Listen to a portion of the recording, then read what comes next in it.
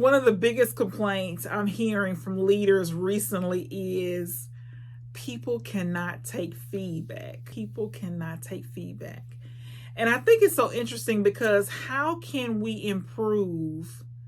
How can we improve if somebody doesn't tell us how we can improve? How do we know? We've got these blind spots.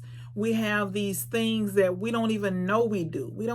Some stuff we do, we don't even know we do. So we're blind to some of the things. Some of the things we know, somebody confirms it, right? But some stuff we just don't know because it's our blind spots.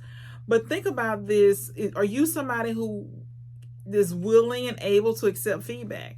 And what I think about is, how can we possibly improve if somebody doesn't tell us something that we're doing wrong? Because we can't figure it all out on our own. We need some help. We need some people to tell us, okay, you're a little bit too harsh, you're a little bit too loud, you don't do what you say you're gonna do, you don't check for details, whatever it is. We need somebody to tell us you're a little mean.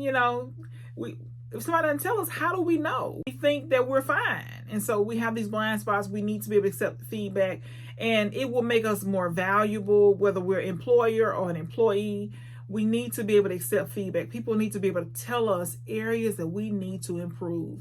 And I get it, right? It could hurt our feelings. It could sting a little bit, especially if we think we're perfect, right? We think, okay, I'm, doing all these things. I'm working hard. And then somebody comes and, puts a pin in our balloon, and we, deflate. We think we've been doing so well, and we probably have, right? But there's always areas that we can improve, and we have to remember that we are imperfect people. So that means that we have areas that we need to improve. We're not perfect. So when people give us feedback, we should say thank you, and we should consider it. And if more than one person says it, it's probably true. We need to make some changes. We need to think about what they're saying.